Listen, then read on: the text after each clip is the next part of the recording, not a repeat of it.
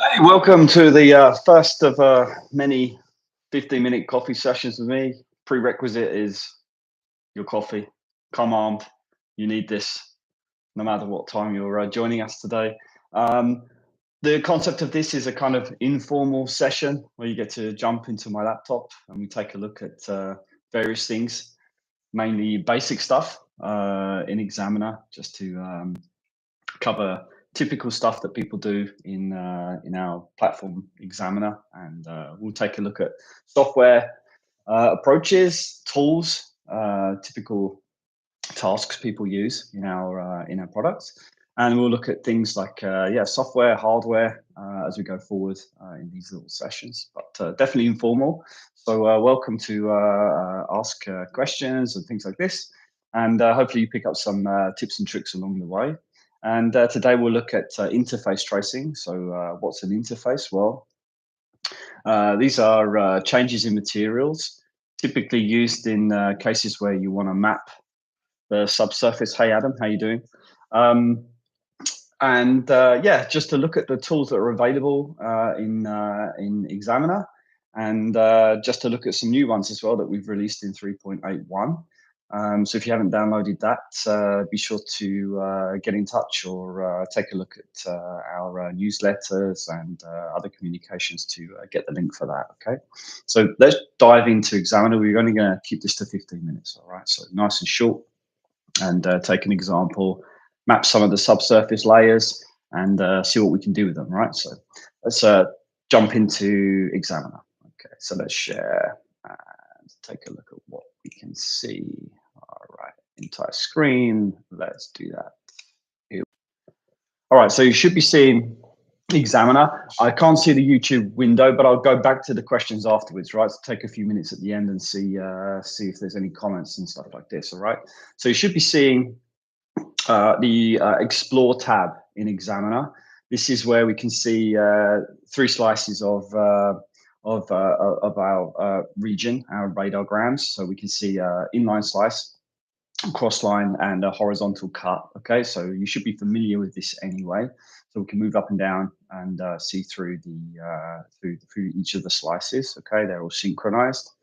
We're not going to cover what these windows show, but we're going to look at the tools in which we can follow these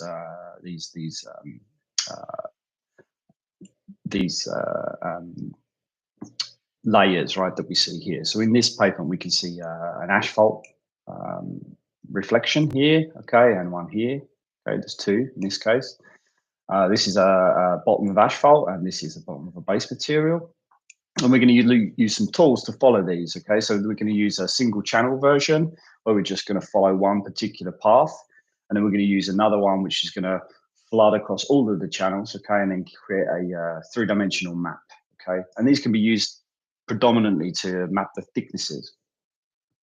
And we can pull some other things from these too. So color maps, and we can export them as CSVs. We can even export them as point clouds. The most recent update that we've created a LAS version, so a laser scanning format file that you can use in GIS applications as well. Okay, so you should check that out. So let's take a look at the tools. The tools are found here. So within this menu, we have a number of different things that you can do. So we have tracing, okay, which is like a semi-automated tracing algorithm. You can control this. So this is when you click on certain parts of these responses, and it will flood and map this for you. Okay, and we're going to look at what that does. And then we have erase tools. Okay, so you can clean things up. If you start to draw and create these maps, and you want to make small edits, you can draw. So you can snap and manually draw if you want to get really detailed and follow these lines and layers with a bit more detail. You can interpolate in between where you have small gaps if you want to fill them in with information that's close to you and you want to fill in those small spaces. You can edit epsilon values if you know or want to change the epsilon with a defined value. You can interpolate the gaps in your epsilon value as well.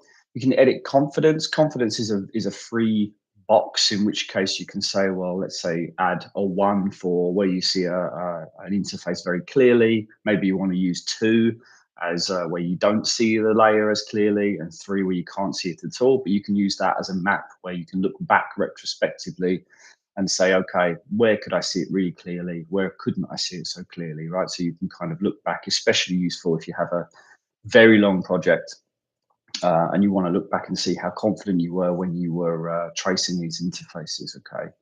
And then we have a new tool, which is defining a traced area. So you can use a brush down here, define a location of where you want to use the tracing algorithm and you don't want it to trace anywhere else, okay? So you can pick a part of this horizontal cut and then it will only trace within that location, okay? So let's do something really typical. So if you click on this trace interface tool, you'll see a menu pop up in this corner. And this is how it behaves throughout all of the tools, okay? So here will be your menu. You can define some different attributes to how this is going to behave. So you can have method, magnitude, and real on this side, which is which part of the trace you're going to snap to. We're going to stay on the magnitude side for this example, but you can choose, okay? The trace area, so viewport only, which will stay on what you're viewing currently in your viewport. If you zoom out, is going to define a new boundary. If you zoom in, of course, it's going to just trace to this part of your viewport, okay? You can also rescale by hovering over the axis. We also have a full data set, so it will trace and flood outside of your viewport, okay, which is really useful if you just want to let the tracing tool continue to map outside of what you can see. And the user defined, which is tied to our new tool, which is the tracing inside a defined area. So if you map an area here and you just want to trace inside a defined area, you choose this selection, okay? So let's go with viewport only for the time being. Now we're a 3-dimensional multi-channel system. Okay, so by default, this single channel is going to be on no. But if you want to follow just one particular channel, if you position yourself on a channel, for instance, let's say you were going to follow a wheel path. If you put your horizontal cut or your crosshair over one particular channel, and you say yes, you're just going to follow one particular path. All right. So let's say we wanted to follow this reflection here, right? Or this response. If we take ourselves up here with this crosshair, you'll see that this, when we're over the top of here, we're going to have a peak. Okay. So if we're on that peak, we don't have to put the crosshair over it, but just for reference, we can see that there's a peak here. We place our cursor and we press on that location, we'll get an option to name the interface. But since we don't have an interface in this project, it's going to be blank. But as we start to build interfaces, we'll have a drop-down menu with many more of them in there. So if we have already started to trace asphalt, or we want to call it layer 1 if we don't know what it's called, or interface 1, it's up to you what you want to call it. Then you can start to build them and you can start to add to pre-existing ones, okay? So let's call a new interface. When you call it new interface, it's going to come out as interface 0, interface 1, interface 2, interface 3, and so on. You can call it whatever you want. I'm going to call this one layer 1. Okay, so now we have a layer 1. Okay, so let's press OK. And Examiner is going to start to populate this. Okay, it's going to go as far as it can until it reaches a point where it's not able to continue to pick. Okay, and it's going to stop depending on your settings that you have below this choice. Okay, so you have a threshold and you have other controls that controls how strong this algorithm performs, and it performs depending on the continuity of the interface and the pixel strength and some other parameters that you can control here. So the threshold really is how aggressive the algorithm works. Okay, if you increase this value, then it will cut off earlier. If you decrease this value, it will be more aggressive, okay? So depending on how clean this response is, meaning how clear you can see it, and how many gaps there are in it, for instance, it will trace for a longer distance. Okay, so it will just continue going for a longer period of time. Okay, it will get you further along your radiogram. So really, this is a good way of setting this. So if you start off with a higher value, for instance, and then work your way backwards. So pick a value that's kind of high, click on it, see how well it behaves. If it behaves nicely, you can reduce this value so that you get further and further along your radargram, okay, and populate more data. Okay, you'll see now if since we had this on single channel, we move away, get this crosshair out of the way. You'll see that we have some colorization here now. Okay, and you'll see that closely. We move a little bit closer.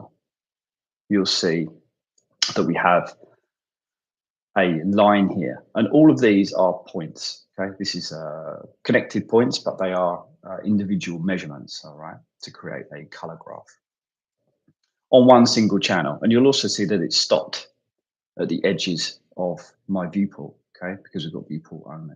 Okay, so that's a single channel version, right? We also have some other parameters, for instance, hole size, so what it will jump in terms of distance in meters, okay? We have Z max, which will be pixels in terms of how far it will jump up and down, all right? Let's have a look at the way that most people will attack this. Because we're multi-channel and it's three-dimensional, we want to get across the array in a lot of circumstances. All right, so let's look at it if we have single channel turn to no. So let's move across a channel where we don't have any data populated, right? And then let's keep it on viewport only. But let's take the same approach. Let's pick that interface again. This time it's going to flood a little bit further across. Okay, actually it picked a slightly different point. See there, I'm going to do that a second. Let me pick a little bit better. My shot's a bit off. Okay. So it's flooded a little bit further, right? So it's actually flooding outside of my view here, and you can see that it's populated more of the horizontal. Okay. So it's moved across more channels. Okay. Yeah. So let's also turn off the viewport only. Let's go for full data set and pick a point. There you go. So it's starting to fill out more of this, and you can observe where it's stopping. Okay. And you can start to see graphically, since this is all synchronized, where those spaces are. Okay. So let's reduce the threshold. Let's drop it down a little bit. Let's go down to, instead of 6, let's go to 5. So it's a little bit more free. Okay. And it's now a little bit more aggressive. So it's populating more. Okay. And when you get to a point where you have enough populated, you can see it's nearly complete. Let's go over this side where there's a gap. There's a gap here. So let's pick here. Okay. I'm being a little bit rough just because we've got limited time. Once you get to a point where you have enough population, okay, you can use the interpolation tool. All right. So there's some small gaps here, and you can see where they are by moving the crosshair. So if I move the crosshair here, you see there's a gap there. This gap is also here. Now you could click and fill them in. You can go to draw,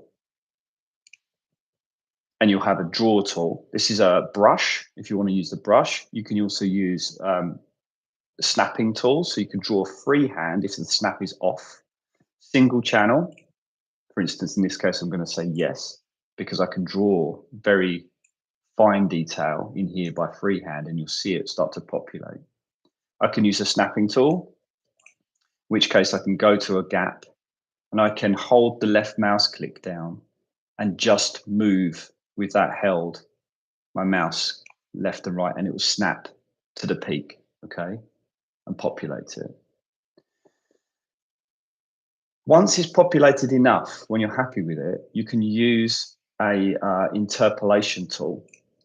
This is really recommended when you have enough population of data. So when you have enough colorization in this, if you have enough data around you can move this snapping tool, this interpolation tool. So if you brush over, This is now filled in, okay? Really great tip. If you zoom out on your slice and you have a long section, you zoom right out, this tool becomes bigger than your region. If you just slide across, filled in, populated, okay? That's how you can fill out an entire layer all the way across your region in minutes, okay? So set up your interface tracing algorithm, small adjustments with threshold, decide if you're going to do single channel or multi-channel, pick your response, and your algorithm is going to trace it for you. In the coming weeks, you're going to see something called Kontur Orbit and Kontur Analyze. This is going to be a machine learning algorithm that's going to greatly enhance your tracing, where Examiner is going to take a reference to what you have traced, use that reference to populate blank regions. You're going to see more of that in the coming weeks, and that's going to be tied to this interface tracing tool, okay? We're going to show you what that means in the coming days and weeks to come, and introduce some of you to it directly. So keep an eye out for that. But that is the general introduction to interface tracing tools. It's a very, very common thing that people are doing when they're looking at interface thicknesses, okay, pavement thicknesses. All right, that's the 15 minutes. That went really, really fast. As you can tell, I normally go over time. 15 minutes is not really enough. Hopefully you managed to drink your coffee. Mine's probably gone cold, but give us an idea if you have subjects that you want to cover. Oh, the camera covered the settings. Okay, all right, interesting. Okay, interesting. Thanks for that. I'll look at that next time. Good input, Adam. Yeah, it'd be interesting if we could do that. We could save those. That would be interesting. I'll put that in the in our notes. And thank you for joining us. Let us know if you have any other comments or ideas for Examiner and ideas for these coffee breaks. It's a chance to just jump on my laptop and see common things that we're doing. And we'll see you next time. Thank you.